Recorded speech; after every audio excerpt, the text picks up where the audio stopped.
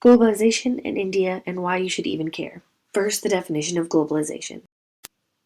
The long technical definition of globalization is the process of interaction and integration among the people, companies, and governments of different nations, a process driven by international trade and investment and aided by information technology.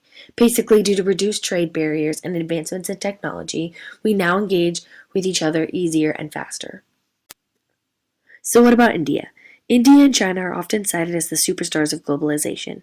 They have gone from developing and struggling nations to two of the most successful economies in the world. But is India really better off because of globalization? People often glorify India's economic success but overlook their social failures. Like I said before, India has grown. After opening their borders to globalization, India's growth rate doubled from 3% to 7%. Many more Indians have jobs and employment opportunities, and India's poverty, hunger, and infant mortality rates have all gone down.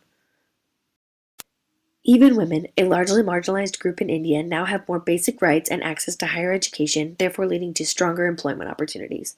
While these benefits are great for India, they have only really been evident in the urban areas, while the rural areas, 65% of the population, don't seem to be benefiting. Poverty is still India's largest problem. 450 million Indians live on less than $1 a day. 40 million are homeless, and about 50% of the population live without electricity.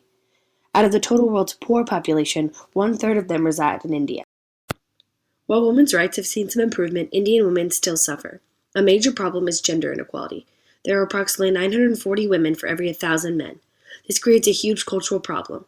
Due to the lack of women in society, men began treating women as a resource to be traded or bought. Men act more competitive and aggressive when it comes to their relationships with women. Because of these violent tendencies, women are abused and assaulted without hopes of a fair trial. Most women don't have access to higher education or well-paying jobs, and many are fed or cared for last because they are female.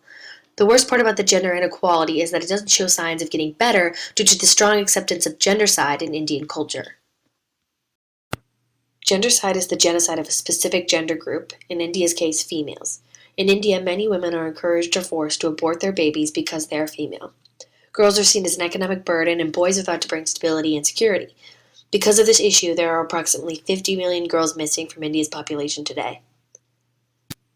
It's hard to rave about how globalization has transformed India into a thriving world economy when it still struggles to maintain poverty levels, inequality issues, and basic human rights. Globalization has caused India to grow, but that does not mean that India is developed. Growth is a step towards development, and India needs something more than globalization to thrive. What that something more is hard to determine. The Indian government is working hard to fix these problems and still welcome the growth that globalization brings. Is globalization being done in a way that helps India, and can it be done differently? Should international companies play a role in mitigating these problems, and how much of a role should they play? These questions and more need to be answered.